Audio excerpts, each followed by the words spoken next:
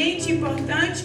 E este homem agora, ele foi preparado aos pés de Gamaliel. A Bíblia vai nos falar que Paulo, ele teve um dos melhores ensinamentos que naquele tempo ele poderia ter recebido. E agora então, ele sendo conhecedor nato da lei, os seus pais praticantes da lei, ele começa a perseguir os cristãos, porque para Roma, porque para os judeus, os cristãos convertidos a Cristo Jesus era uma ameaça. E a Bíblia então vai nos falar que este Paulo, ele vai começar a perseguir o povo de Deus. Nós sabemos que antes de conhecermos pelo seu nome de Paulo, chama-se Saulo. Saulo, a sua ligança, a herança como judeu, porque Paulo é da herança e da tribo de Benjamim, o seu pai da tribo de Benjamim. Então Saulo é o nome ligado à sua herança como judeu. E agora então sendo chamado de Paulo como nome romano, porque ele possuía uma dupla cidadania. Paulo possuía uma dupla cidadania. Acredita-se os estudiosos que ou seu pai ou seu avô serviu no exército de Roma,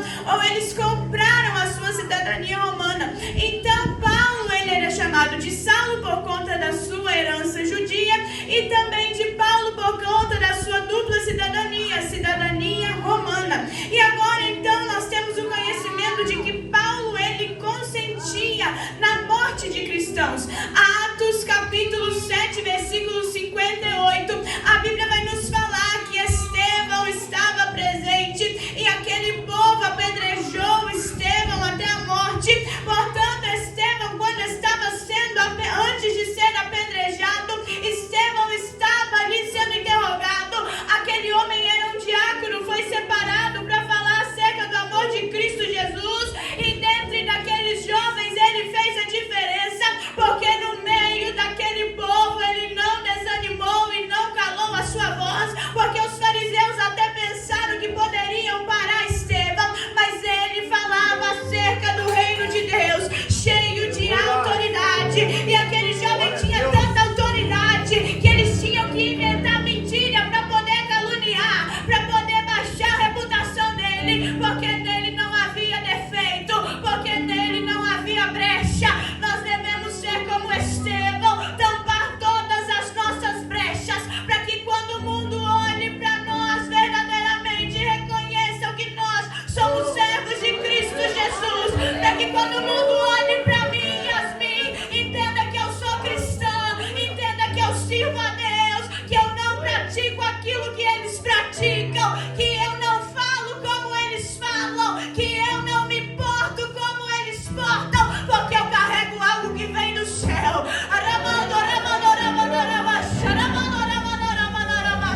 Eu carrego algo que vem do céu, e eles podem até tentar roubar, mas guarda aquilo que tu tem, Estevão, para que ninguém roube a tua coroa. Eles podem matar até a tua carne aqui na terra, mas eis que Estevão via os céus abertos, eis que a glória já está reservada para aqueles que são fiéis a Cristo Jesus. Então mesmo se quiser calar a tua voz, mesmo se quiser parar o teu ministério, há um que está no céu que diz: pode continuar porque eu te sustento, pode continuar porque eu te dou força, pode continuar porque a caminhada ainda é grande. Não temeu a morte, foi apedrejado. E a Bíblia vai nos falar que esse Saulo de Tarso, ele consentia na morte de Estevão. Tanto é, pastores, que as roupas dele foram deixadas aos pés desse Saulo. Então Saulo era perseguidor, ele tinha ordem e ele tinha poder para poder matar aqueles que serviam Jesus. Ele invadia casas, ele invadia residências, ele prendia homens, ele prendia mulheres. Mas a Bíblia vai nos falar que no capítulo 9 de Atos dos Apóstolos, esse homem teve um encontro com Cristo.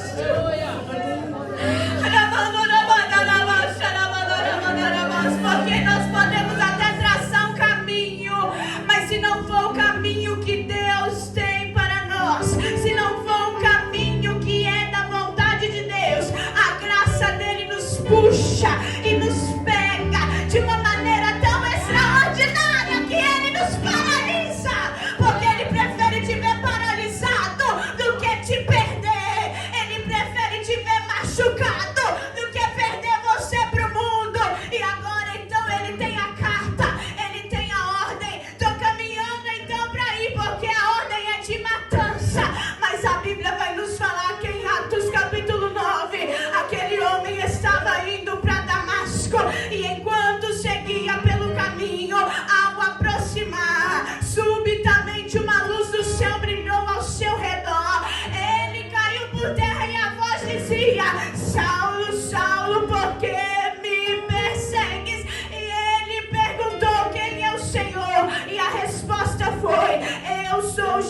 Jesus a quem você persegue. E agora aquele homem passa 3 dias cego, 3 dias sem comer, sem beber e sem enxergar. Saulo teve um encontro com o dono da igreja. Eu entendo que quando o mundo persegue a igreja, não persegue a nós seres humanos, mas está perseguindo o próprio Cristo Jesus. Por que, Yasmin, que você está falando isso? Porque Jesus se apresenta e ele pergunta para Saulo: Saulo, Saulo, por que me persegue? Enquanto o mundo pode nos perseguir, eles não perseguem a nós, eles perseguem a Cristo. Mas quando Cristo quiser aparecer para o mundo como um clarão que subitamente apareceu, pode acontecer em qualquer momento, pode acontecer em qualquer instante, pode acontecer em qualquer milésimo de segundo, porque breve a trombeta vai soar e a igreja vai ser arrebatada. Já foi cantado aqui de arrebatamento, já foi cantado aqui que ele é grande, e ele é tão grande, ele é tão poderoso, que a graça dele te alcança onde você está. Mas não é a graça que te deixa na mordidão espiritual, é a graça que te abraça, que te constrange e te faz ser melhor, e te faz ter mudança de vida, e te faz ter mudança de hábito, e transforma o seu caráter para que você tenha um caráter perfeito naquele que é perfeito, Cristo Jesus. Eu não sei que tipo de evangelho é pregado lá fora, que a graça te abraça, mas que não te transforma. A graça abraça este homem chamado Saulo de uma forma tão extraordinária que de perseguidor ele passa a ser perseguido. Então houve uma mudança de hábito, há uma mudança no caráter. Se Cristo Jesus teve um encontro conosco e nós tivemos um encontro com Ele, o nosso caráter é mudado. O nosso caráter é transformado, porque nós vamos viver em conformidade à palavra do Senhor. As minhas vontades já não me importam mais, porque eu tenho que viver a vontade dele. Aquilo que eu quero eu não vivo mais, porque eu vivo aquilo que ele quer que eu viva. As minhas vontades eu não faço mais. Se der vontade de pecar, eu fujo. Resistir o diabo e ele fugirá de vós. O inimigo ele pode até te dar um prato, mas você pega se você quiser. Por que nós estamos vendo no nosso meio crentes tão frustrados? Pessoas que param no meio do caminho e não alcançam aquilo que Deus tem para eles. É porque eles param. Eles olham aquilo que o diabo tem para oferecer e eles preferem o manjar. Eles preferem aquilo que o diabo oferece do que esperar aquilo que Deus tem para oferecer. Esaú é um exemplo disso, porque vendeu a primogenitura para o seu irmão Jacó. E a gente fala que Jacó tomou nada, porque ele vendeu por um prato de lentilha. Pelo que você tem vendido a sua primogenitura? Já foi falado nessa noite aqui de ter tempo para Deus, porque nós temos tempo para tantas coisas e quando é para o Senhor nós não queremos sacrificar nada. Esaú vende por aquilo que era momentâneo, por aquilo que a carne dele necessitava. Então ele vende a sua primogenitura e ele diz assim: que proveito isso vai me dar agora? Ele estava faminto, Jacó oferece e ele pega o prato de lentilha, trocando pela sua primogenitura. E quando este homem vai buscar a primogenitura, Jacó já tinha pegado com o seu pai. Por quê? Porque foi vendido. Ali a ficha dele caiu. Tem acontecido isso com o crente na terra. Nós estamos indo numa fila, numa corrida constante, e quando nós estamos quase alcançando a nossa bênção, muitos param no meio do caminho. E aí nós olhamos aqueles que têm persistência, aqueles que mesmo machucados continuam o trajeto, e eles recebem aquilo que é do céu, e nós começamos a murmurar, nós começamos a praguejar, nós começamos a nos invejar daquilo que os nossos irmãos estão conquistando. Mas às vezes é a falta da nossa fé, falta da nossa atitude. Eu queria pregar como ela, eu queria cantar como ela, eu queria tocar como ele, mas qual é o preço que você está pagando para fazer com excelência? Qual é o preço que você está pagando para poder vir aqui e fazer para Deus? Qual é o preço que nós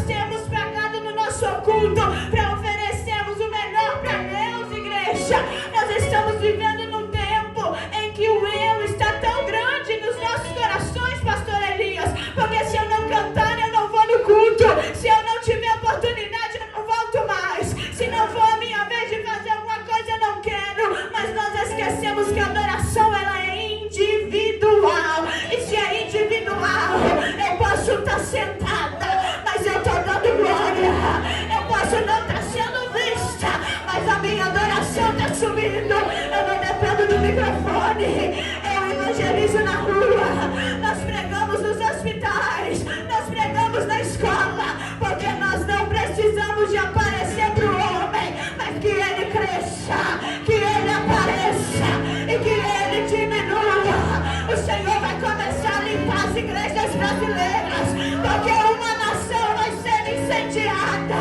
Enquanto eu estava orando no meu quarto, o Senhor me deu uma visão com a bandeira do Brasil, e eu gosto de orar com ela nas minhas costas. E o Senhor começou a falar para mim: vai ter um avivamento tão grande nessa nação, mas primeiro eu vou começar a peneirar o povo na terra. O Senhor está dizendo: segura firme, porque vai vir um vento grande. Aí nós vamos reconhecer quem é e quem não é. Vai vir algo sobre a nação, mas aqueles que estiverem firmados vão permanecer, porque a palavra dele é fiel. Lembra quando o Billy Graham segura a bandeira do Brasil e ele fala que é do Brasil que vai vir um avivamento? Nós somos uma geração avivalista, uma geração que carrega a presença, uma geração que carrega o fogo do Espírito Santo, porque as cadeias só quebram pelo poder da palavra de Cristo Jesus. A enfermidade só vai embora quando nós declaramos em nome de Jesus. O adultério só cai por terra quando há a revelação do nome de Jesus. A prostituição bate em retirada, a idolatria é sanada quando tem uma nação clamando pelo nome de Jesus, quando tem uma nação pedindo para que o Espírito venha, assim como em Atos dos Apóstolos capítulo 2, 120 crentes reunidos. Vem Espírito, vem Espírito, vem Espírito. A igreja brasileira vai ter que aprender a clamar igual em Atos dos Apóstolos: vem Espírito, vem Espírito, e incendeia essa nação, incendeia os corações, incendeia a nossa alma, para que a chama acenda nos nossos corações.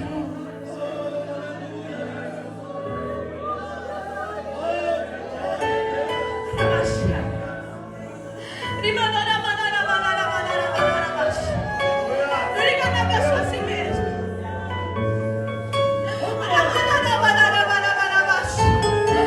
Nós temos que começar a clamar por um avivamento. Abacuque olha para o seu povo e fala: Senhor, eu me sinto alarmado.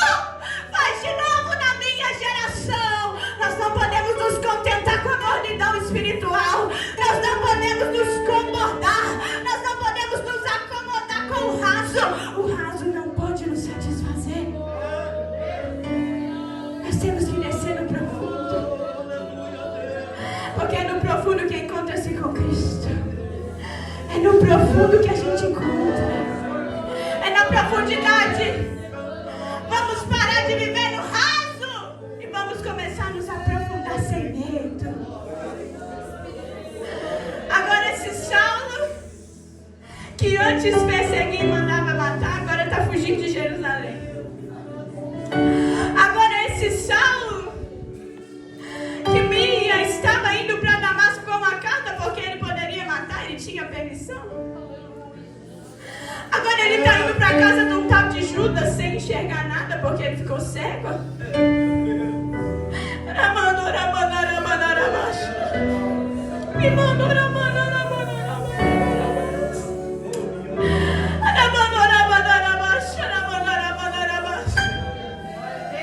É o mesmo Saulo que no caminho ele estava indo fazer aquilo que ele queria, mas ele teve um encontro com o grandão da Galileia. Eu me recordo de Nabucodonosor, quando o Senhor deu o controle para ele. E agora ele leva de Judá cativo o povo. E nessa remessa estava Daniel, Ananias, Misael e Azarias. E esses jovens resolveram não se contaminar com as finas iguarias do rei. E esse Nabucodonosor se fazendo de Deus: eu mando, eu posso, eu faço na hora que eu quero, o comando está na minha mão. E Deus está olhando do céu e está falando: até onde eu deixar? Até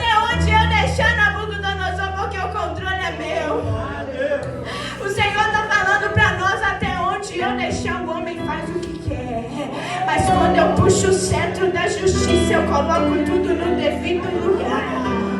Quando eu pego o cetro da justiça, eu coloco tudo no devido lugar. Ei, Saulo, no seu caminho agora é de morte, mas quem vai ter um encontro com você sou eu, o rei da glória. Porque está me perseguindo, porque persegues o meu povo. Agora eu tiro a sua estabilidade para você aprender que sem mim você não pode fazer nada. Eu tiro a sua estabilidade para você aprender a depender de mim, não de você mesmo. Agora está na casa de Judas e a Bíblia vai nos falar que o Senhor dá uma visão para um tal de Ananias. E o Senhor vai dizer: Ananias. Ananias responde: eis-me aqui, Senhor. Aleluia. E o Senhor no meio da visão vai dizer: vá, levante-se, vá até a rua direita, na casa de Judas, procure um homem de Tarso chamado Saulo, ele está orando. E numa visão, o Senhor envia Ananias. Ananias vira para o Senhor e fala: mas não mesmo que persegue o povo de Deus? Não mesmo que estava vindo para Damasco para matar, e agora eu estou indo lá para dar vida para esse homem que está matando os meus irmãos? Porque o Evangelho não é sobre aquilo que nós queremos fazer, mas é sobre aquilo que Cristo nos institui a fazer. O Evangelho não é sobre as minhas vontades, mas é a vontade do Rei. E agora esse Ananias saindo da casa de Judas, e o Senhor fala assim para ele: você vai impor as mãos. Olha o que é um homem cheio de Deus. Você vai impor as mãos sobre a cabeça dele. A imposição de mão mostrando a autoridade pelo poder do Espírito Santo de Deus. Como dos órfãos. E agora sobre a autoridade de Deus na vida de Ananias, impondo a mão na cabeça de Saulo. Ele vai se encontrar com este homem. E ele já vira crente, ele já se converte jejuando 3 dias e 3 noites sem comer. E ele põe a mão sobre a cabeça de Saulo. E a Bíblia vai nos falar que Ananias, ele até tenta não ir, mas o Senhor diz assim: vai. Porque para mim esse é um instrumento escolhido para levar o meu nome diante dos gentios. Mas ele só não vai adiante dos gentios não, Ananias. Ele também vai adiante dos reis. E ele vai adiante do povo de Israel, porque eu mesmo vou mostrar a ele quanto deve sofrer pelo meu nome.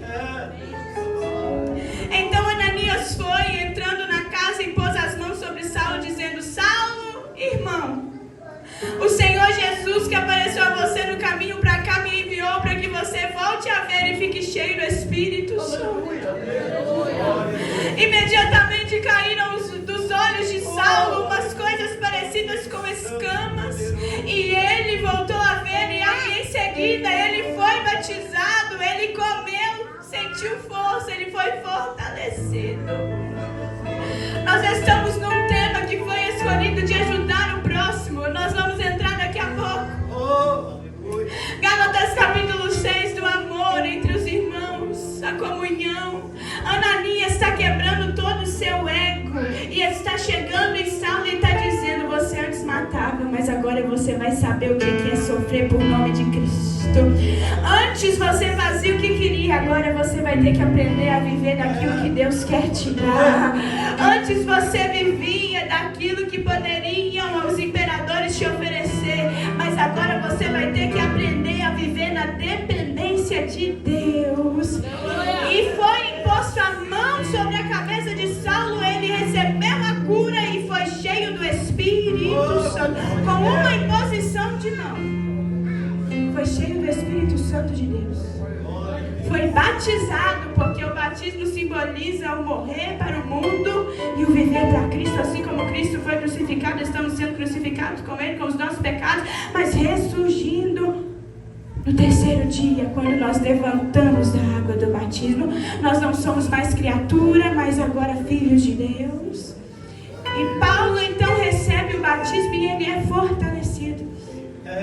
Mas não vamos pensar nós que Paulo ele já sai, ele se converte, ele já é um grande missionário, ele já é um grande pregador, porque nós sabemos que a vida dele mudou drasticamente desde o encontro no capítulo 9.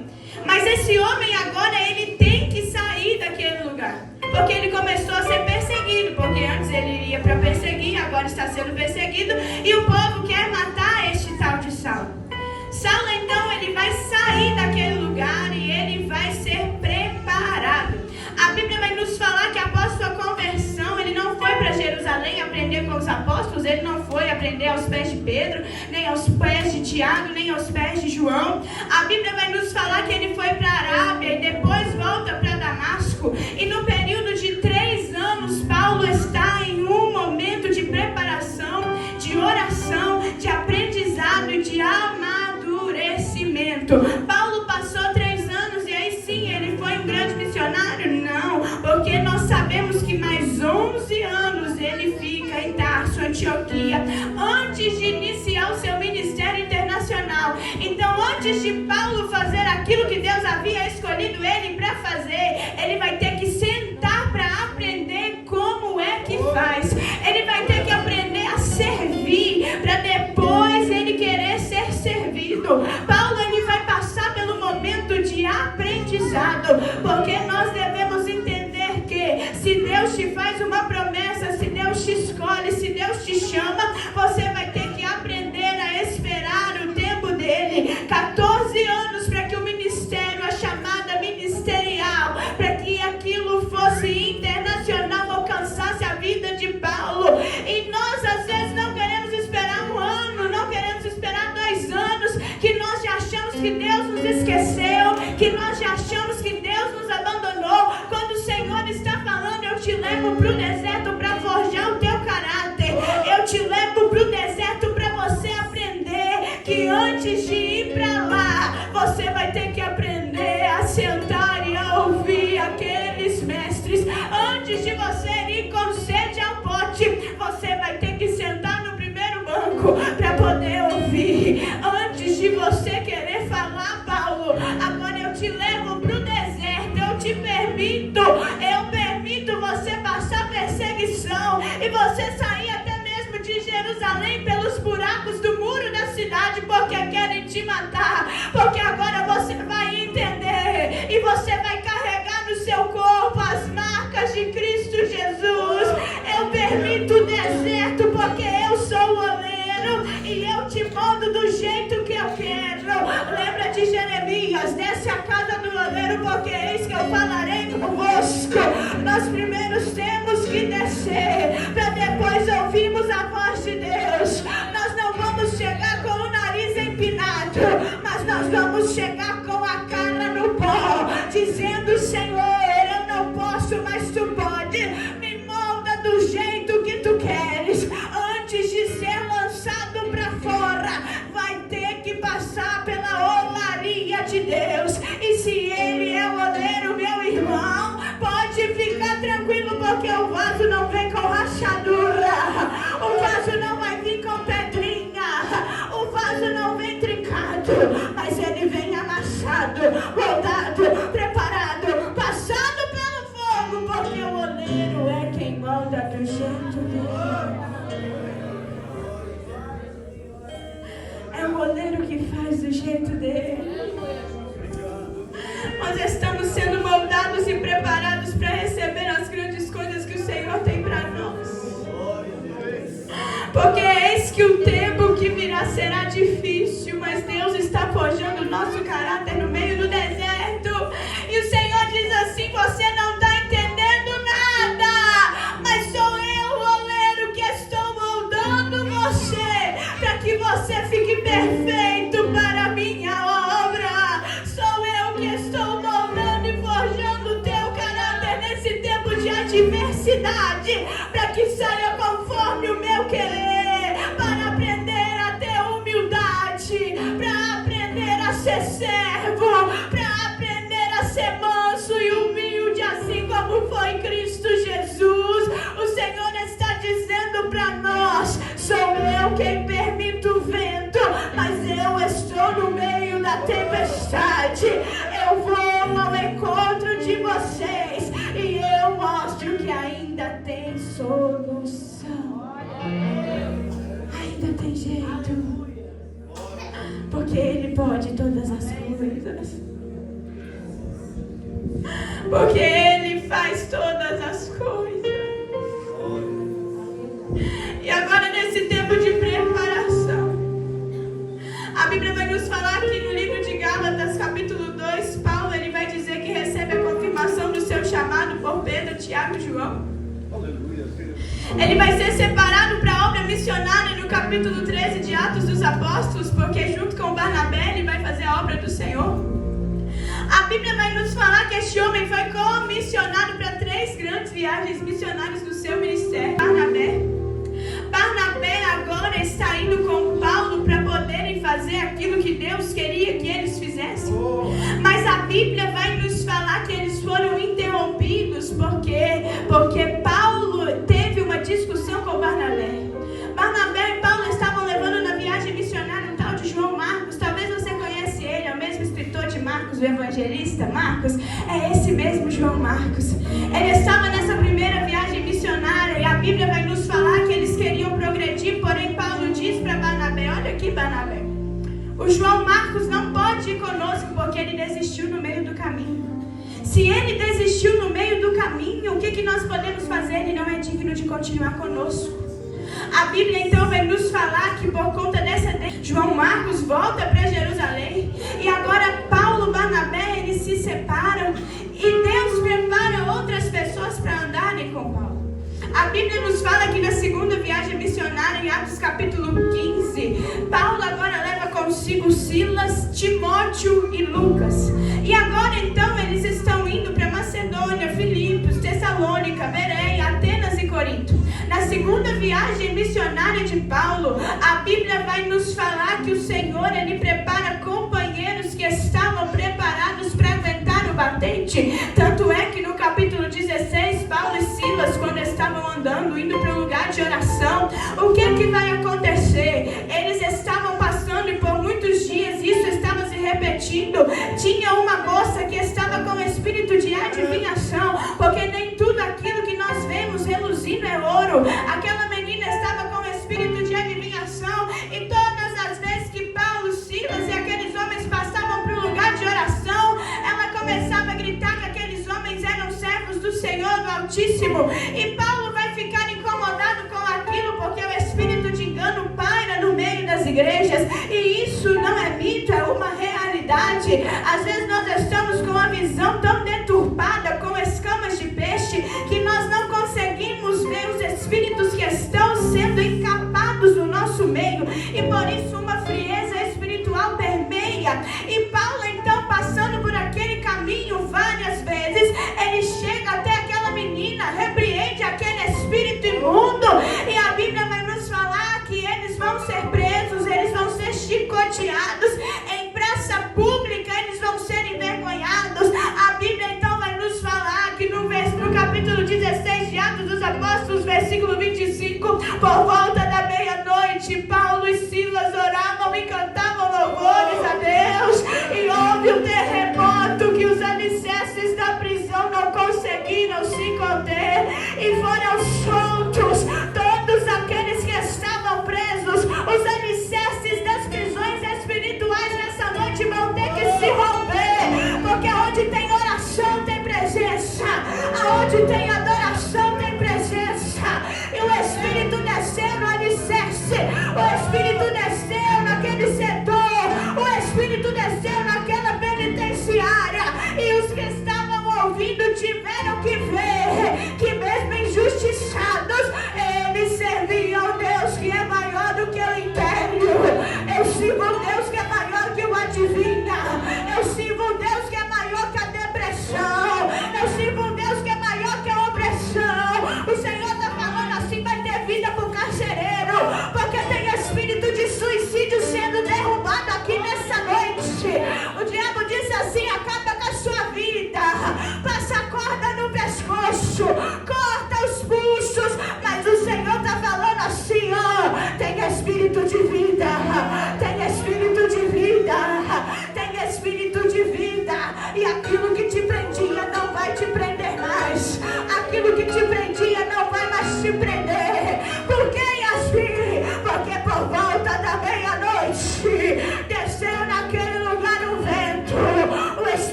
gente quer, na hora que Ele quer, no momento que Ele quer.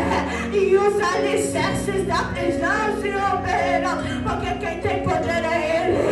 Há poder no nome dEle, há poder no nome dEle.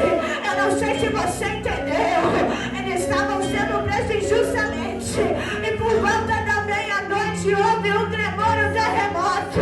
Isso me faz lembrar Mateus capítulo 25. Por volta da meia-noite ouviu-se um clamor: o noivo vem aí, o noivo vai entrar na cidade. Por volta da meia-noite o anjo da morte passeava pelo Egito, mas não entrava nas casas que tinham o sangue do cordeiro na porta. O Senhor diz: tem espírito de morte sendo quebrado, tem cadeia sendo quebrada, tem espírito de suicídio matando em retirada. Eu permiti entrar na cadeia, mas eu sou o Deus que estou tirando, porque o carcereiro sai de lá liberto. Ele aceita Jesus e aqueles homens são libertos, porque há poder no nome de Cristo Jesus.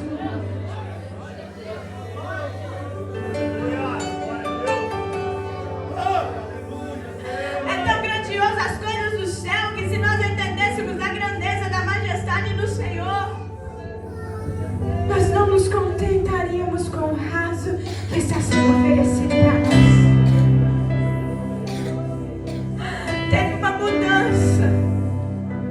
A Bíblia vai nos falar que Paulo, quando ele é levado para a casa do carcereiro e as suas feridas são curadas junto com Silas, Paulo vai olhar para aqueles homens, porque vai vir a notícia que os romanos estavam pedindo desculpas, porque descobriram que Paulo tinha cidadania romana e eles não poderiam fazer aquilo com ele.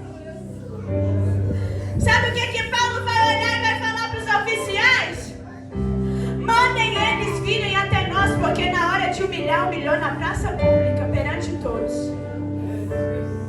Agora eles vão ter que vir até nós, porque é assim que Deus faz. Aquele que se exalta é humilhado, mas aquele que se humilha debaixo da poderosa, onipotente mão de Deus, Ele exalta em público. Ele faz o reboliço acontecer. E vai ter gente vindo pedir desculpas, porque vai olhar e vai dizer: pastor Elias, naquele eu não posso tocar, porque ele carrega a marca de Cristo. Naquele eu não posso tocar, eu errei, agora a cobrança está vindo. O Senhor diz assim: eu vou cobrar em quem está tocando. Eu vou cobrar naqueles que estão tocando, porque estão colocando a mão aonde não é para colocar.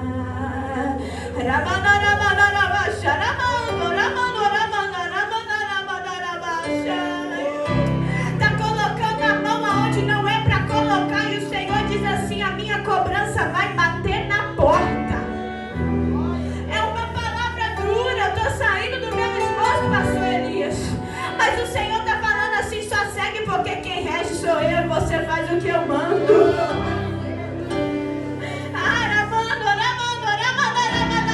O Senhor diz assim: vai chegar o dia de prestar contas, porque de Deus não se zomba. Ai daqueles que tocam nos meus pequeninos, e ai daqueles que fazem tropeçar os meus pequeninos. O Senhor diz: vai ter cobrança do céu. É o Senhor que está dizendo, não sou eu sou só porta-voz dele. Vai ter cobrança do céu, porque na hora de humilhar, humilham na praça pública. Mas o Senhor diz assim: sou eu que tenho olhos de chamas de fogo, que nada passa despercebido. E o Senhor diz assim: eu tiro todo o engano, eu tiro toda a mentira, eu tiro toda a humilhação, e eu te dou vestes novas para você continuar marchando. Eu te dou vestes novas para você continuar o caminho, porque o que veio foi para te matar.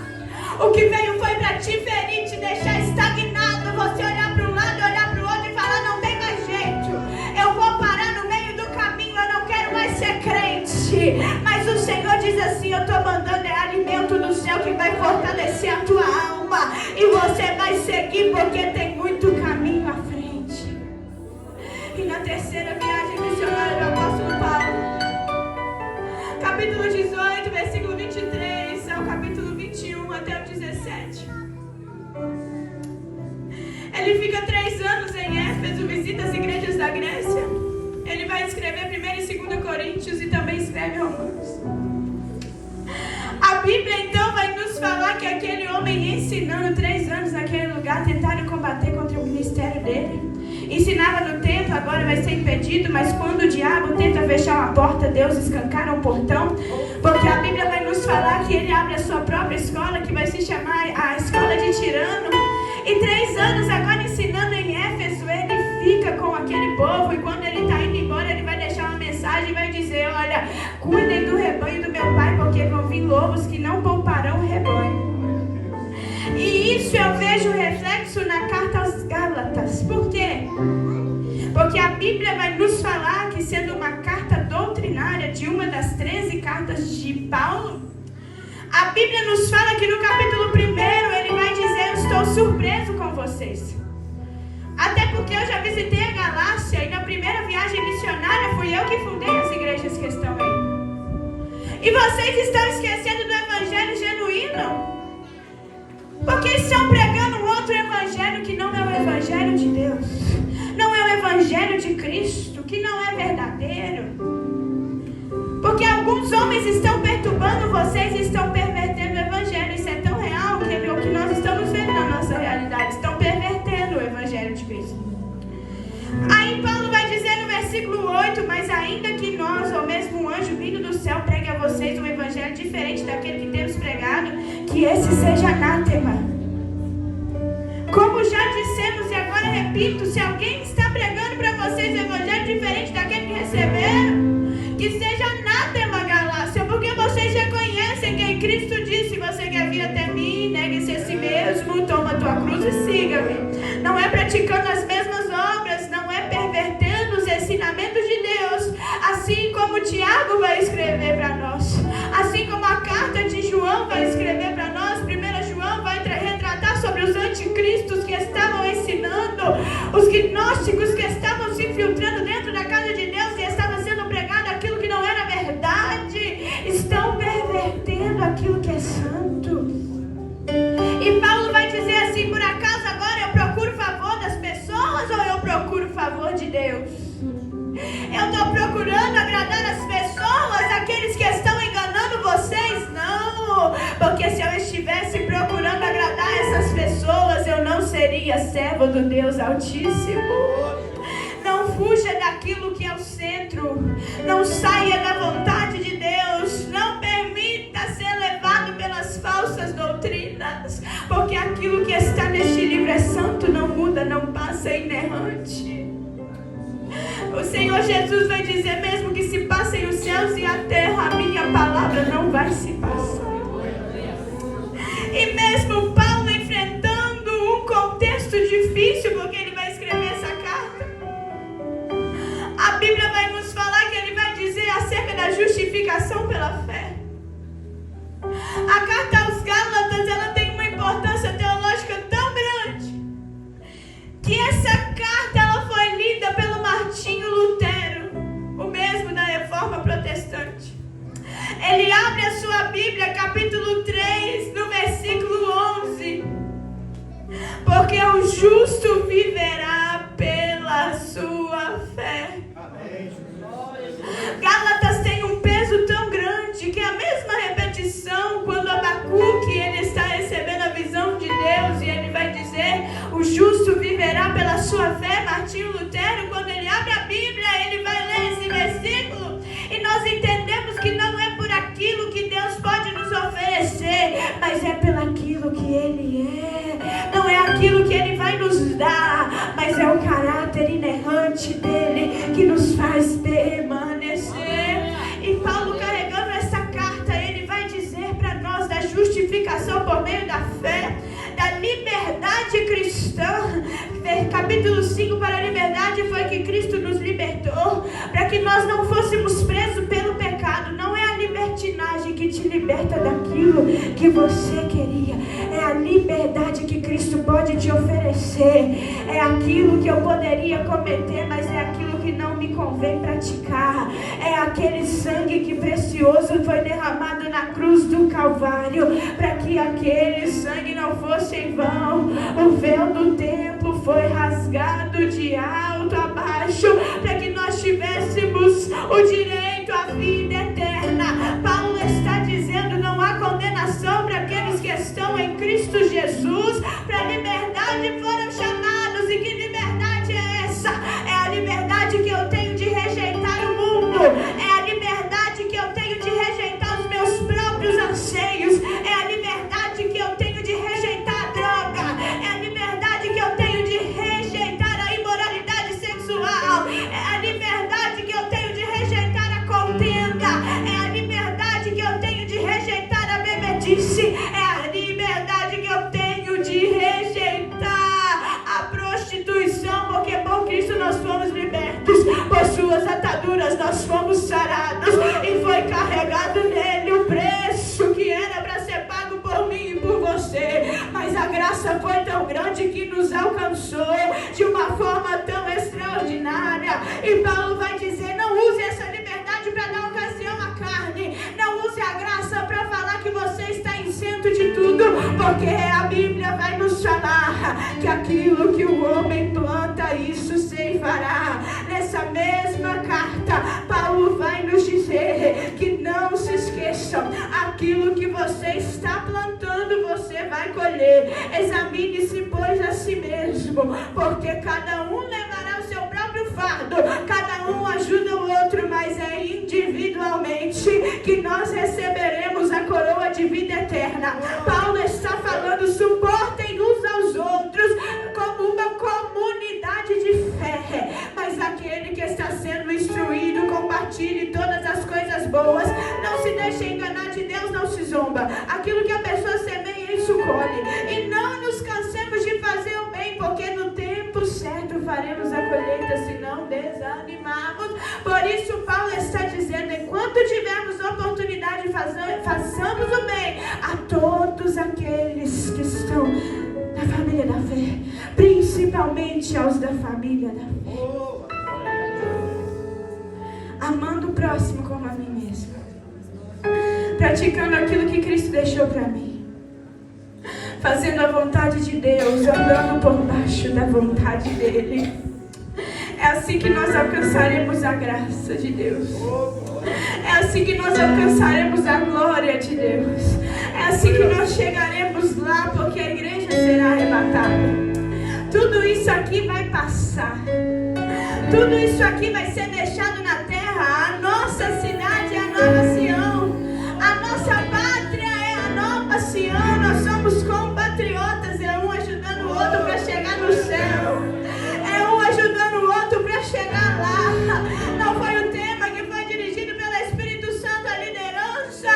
Não deixamos de fazer o bem, porque Provérbios diz: quando eu deixo de fazer o bem, eu estou pecando. Mas é segurando um na mão do outro e dizendo: eu sei que você está fraco, mas se eu estou um pouquinho mais forte, eu vou segurar na tua mão para que nós caminharemos para o céu. Se você não está aguentando, eu vou te ajudar. Se você não está conseguindo, tem um que está lá no céu que pode nos ajudar. Tem um que está lá no céu que pode segurar a minha e na sua mão. É Ele, o Cristo Jesus, o Emanuel, a estrela de Davi. Na sua coxa está escrito Rei dos Reis, Senhor dos Senhores. É o mesmo que João viu. E os 24 anciões, eles deixam as suas cadeiras, eles saem